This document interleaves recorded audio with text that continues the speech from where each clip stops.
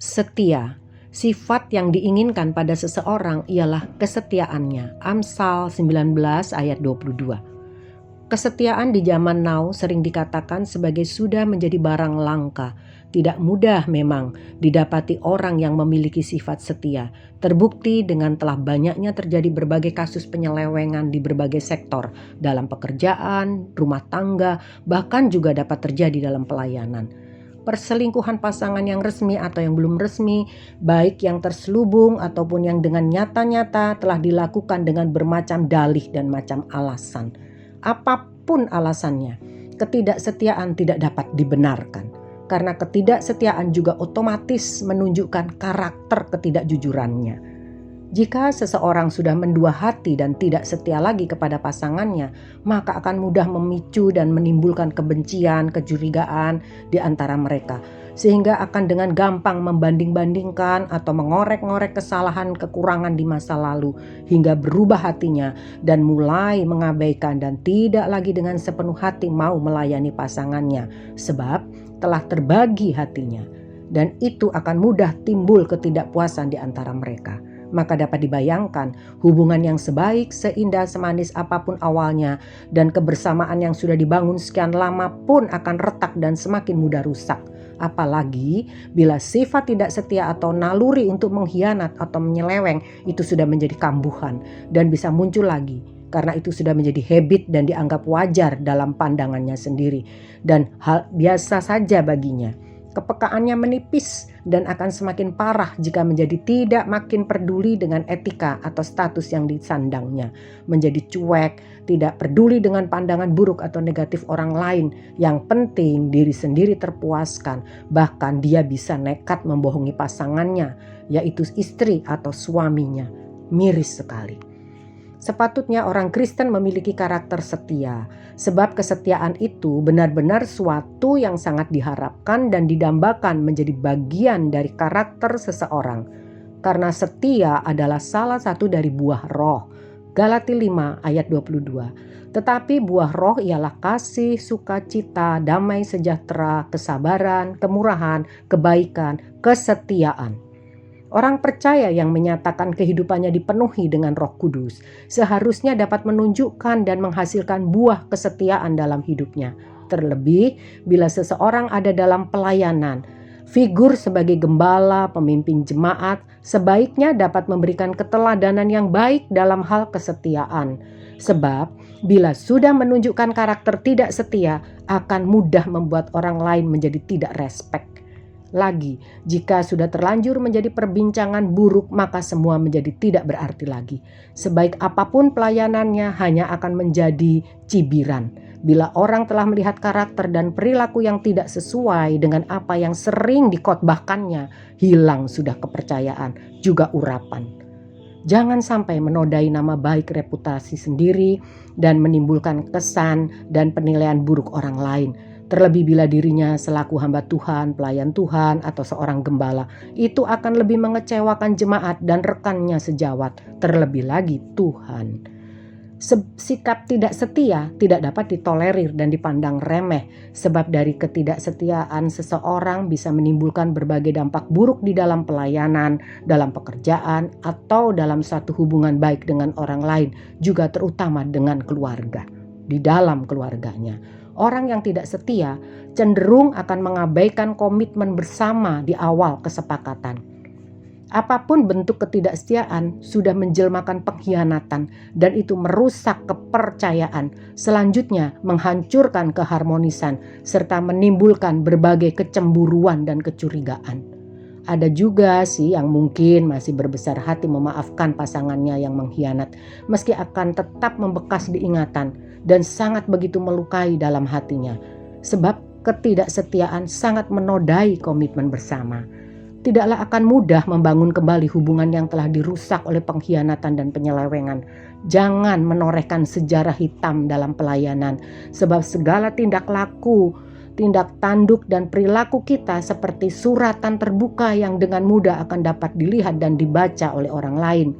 Sangat sulit menghapusnya dari ingatan orang lain jika kita sudah melakukan sesuatu yang buruk dalam pandangan mereka. Sebab itu, firman Tuhan selalu mengingatkan dan mengajarkan untuk kita dapat hidup dalam kesetiaan. Orang yang setia akan cenderung jujur dan tidak lagi tertarik mau berpaling hati, tidak ada celah untuk mendua hati. Tuhan Yesus sendiri mengatakan dalam Matius 6 ayat 24, tidak seorang pun dapat mengabdi kepada dua tuan, karena jika demikian ia akan membenci yang seorang dan mengasihi yang lain, atau ia akan setia kepada yang seorang dan tidak mengindahkan yang lain. Kamu tidak dapat mengabdi kepada Allah dan kepada Mamon. Dalam hubungan dengan Tuhan, kita umatnya harus tetap setia, sebab setia kepada Allah adalah harga mati. Keluaran 20 ayat 3 sampai dengan 5. Jangan ada padamu Allah lain di hadapanku. Jangan membuat bagimu patung yang menyerupai apapun yang ada di langit di atas, atau yang ada di bawah di bumi, atau yang ada di dalam air di bawah bumi. Jangan sujud menyembah kepadanya atau beribadah kepadanya, sebab aku, Tuhan Allahmu, adalah Allah yang cemburu, yang membalaskan kesalahan bapa kepada anak-anaknya, kepada keturunan yang ketiga dan keempat dari orang-orang yang membenci aku. Tuhan sangat tidak berkenan dengan umatnya yang tidak setia, yang memiliki karakter bisa dan masih suka mendua hati. Kesetiaan sungguh berharga dan menjadi mahkota, menjadi perhiasan yang berharga dan begitu berarti dalam diri seseorang. Milikilah kesetiaan seperti dikatakan dalam Amsal 19 ayat 22a. Sifat yang diinginkan pada seseorang ialah kesetiaannya. Amsal 3 ayat yang ketiga. Janganlah kiranya kasih dan setia meninggalkan engkau. Kalungkanlah itu pada lehermu, tuliskanlah itu pada loh hatimu. Di akhir zaman, ujian kesetiaan akan nyata.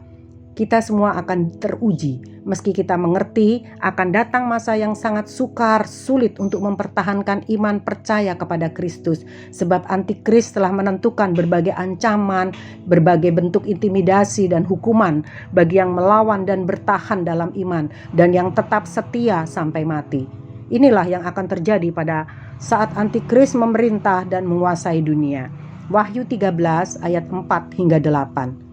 Dan mereka menyembah naga itu karena ia memberikan kekuasaan kepada binatang itu. Dan mereka menyembah binatang itu sambil berkata, siapakah yang sama seperti binatang ini? Dan siapakah yang dapat berperang melawan dia? Dan kepada binatang-binatang itu diberikan mulut. Dan kepada binatang itu diberikan mulut yang penuh kesombongan dan hujat. Kepadanya diberikan juga kuasa untuk melakukannya 42 bulan lamanya. Lalu ia membuka mulutnya untuk menghujat Allah, menghujat namanya dan kemah kediamannya, dan semua mereka yang diam di sorga. Dan ia diperkenankan untuk berperang melawan orang-orang kudus dan untuk mengalahkan mereka. Dan kepadanya diberikan kuasa atas setiap suku dan umat dan bahasa dan bangsa. Dan semua orang yang diam di atas bumi akan menyembahnya, yaitu setiap orang yang namanya tidak tertulis sejak dunia dijadikan di dalam kitab kehidupan dari anak domba yang telah disembelih. Tetapi bagi yang setia dan bertahan sampai mati, sekalipun baginya lah tersedia mahkota kehidupan. Haleluya, amin, puji Tuhan. Wahyu 2 ayat 10. Jangan takut terhadap apa yang harus engkau derita. Sesungguhnya iblis akan melemparkan beberapa orang dari antaramu ke dalam penjara, supaya kamu dicobai dan kamu akan beroleh kesusahan selama 10 hari. Hendaklah engkau setia sampai mati, dan aku akan mengaruniakan kepadamu mahkota kehidupan. Yesus Kristus, anak domba Allah yang mati disalib di Golgota, ia akan tampil sebagai pemenang dalam peperangan terakhir sepanjang zaman. Dan oleh kemenangannya, ia juga yang akan membawa umatnya yang terpanggil, terpilih, dan yang setia akan memerintah selama-lamanya bersama dia. Haleluya. Wahyu 17 ayat 14. Mereka akan berperang melawan anak domba, tetapi anak domba akan mengalahkan mereka, karena ia adalah Tuan di atas segala tuan dan Raja di atas segala raja. Mereka bersama-sama dengan dia juga akan menang, yaitu mereka yang terpanggil, yang terpilih, dan yang setia. Amin. Dalam bekerja melayani Tuhan, di dalam menjalankan tugas pelayanan, tetaplah setia apapun yang terjadi. Belajarlah dari contoh yang tertulis dalam Injil. Firman Tuhan mengatakan dalam Matius 24 ayat 45 hingga 47 dalam terjemahan bahasa Indonesia masa kini. Kata Yesus lagi, kalau begitu, pelayan yang manakah yang setia dan bijaksana? Dialah yang diangkat oleh tuannya menjadi kepala atas pelayan-pelayan lain, supaya ia memberi makan pada waktunya. Alangkah bahagianya pelayan itu apabila tuannya kembali dan mendapati dia sedang melakukan tugasnya. Percayalah, Tuhan itu akan mempercayakan segala hartanya kepada pelayan itu. Puji Tuhan. Selanjutnya Matius 25 ayat 23. Maka kata tuannya itu kepadanya, baik sekali perbuatanmu itu, hai hambaku yang baik dan setia. Engkau telah setia memikul tanggung jawab dalam perkara yang kecil. Aku akan memberikan kepadamu tanggung jawab dalam perkara yang besar. Masuklah dan turutlah dalam kebahagiaan Tuanmu. Haleluya, puji Tuhan. Yesus mengajarkan sebuah perumpamaan tentang hamba setia dan bijaksana dengan hamba jahat. Perbedaan antara hamba setia dan bijaksana dengan hamba jahat sebagai berikut. Hamba setia diangkat oleh tuannya dan statusnya menjadi milik tuannya. Ia diberi tugas untuk memberi makan orang-orang pada waktunya. Memberi makan juga adalah simbol dari tugas gembala dan para pemimpin rohaniwan yang bertanggung jawab harus memberi makanan kehidupan, yaitu firman Allah yang menyegarkan untuk menjaga kelanjutan kehidupan rohani bagi umatnya. Inilah menjadi tugas kita sebagai orang Kristen, orang beriman, yaitu menjaga dan menjamin kehidupan sesama saudara seiman, saling mau memperhatikan makanan rohani jemaat, bukan sibuk dengan kehidupan kita sendiri. Dia memiliki integritas dan melakukan tugasnya dengan setia saat ada tuan maupun tidak ada tuan. Hamba yang setia ini tetap bekerja dengan baik sekalipun tuannya sedang tidak ada dan tidak melihat, karena mereka mengerti bahwa tuannya adalah Allah yang Maha Tahu, yang di hadapannya segala perbuatan terbuka. Allah senantiasa hadir dan melihat seluruh hidupnya. Inilah hidup yang berintegritas. Dia bertanggung jawab terhadap tugas-tugasnya dan tuannya mempromosikan dengan mengangkatnya untuk menjadi pengawas harta milik tuannya. Haleluya. Dia diberi reward atau penghargaan atas pekerjaannya. Sedangkan hamba yang jahat, dia tidak konsisten melakukan tugasnya dengan baik dan setia. Ketika tuannya tidak ada, dia tidak bertanggung jawab atas tugasnya. Dia berlaku bengis, bahkan memukul hamba-hamba yang lainnya. Makan minum bersama-sama dengan pemabuk. Dia tidak menghormati tuannya dengan melanggar terhadap aturan dari tuannya.